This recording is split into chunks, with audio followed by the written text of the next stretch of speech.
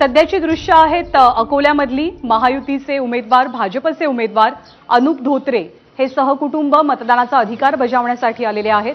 त्यांचे वडील संजय धोत्रे हे या मतदारसंघाचं गेले अनेक वर्ष प्रतिनिधित्व करतात। यावेळेला संजय धोत्रे यांच्याऐवजी त्यांच्या मुलावरती म्हणजे अनुप धोत्रे यांच्यावर पक्षाने जबाबदारी दिली आहे, विश्वास दाखवलेला आहे। अनुप धोत्रेंना सगळ्यात मोठं आव्हान दिलेलं आहे ते म्हणजे प्रकाश आंबेडकरांनी।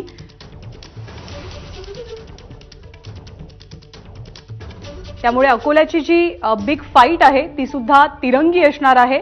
अभय पाटील हे काँग्रेसकडनं महायुती महाविकास आघाडीकडनं उमेदवार आहेत, तर अनुप धोत्रे आणि प्रकाश आंबेडकर आणि अभय पाटील यांच्यातली तिरंगी लढत यावेळेला अकोला मतदारसंघात पाहायला मिळते।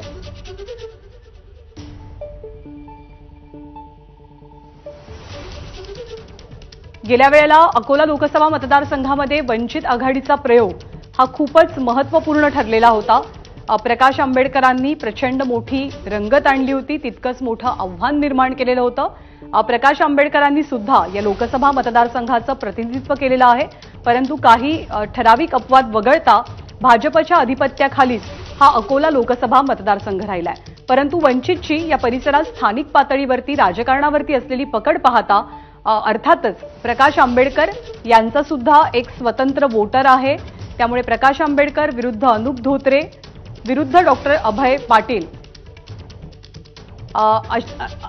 असा हा सामना असणार आहे। अकोला मतदारसंघात भाजपचे उमेदवार अनुप धोत्रे त्यांचं मूळ गाव असलेल्या परस सोबडे इथे पोहोचलेले आहेत आणि तिथे त्यांनी मतदानाचा अधिकार बजावलेला आहे। मतदानाला जाण्यापूर्वी त्यांनी अकोल्यामधल्या आपल्या निवासस्थानी पूजा सुद्धा केली।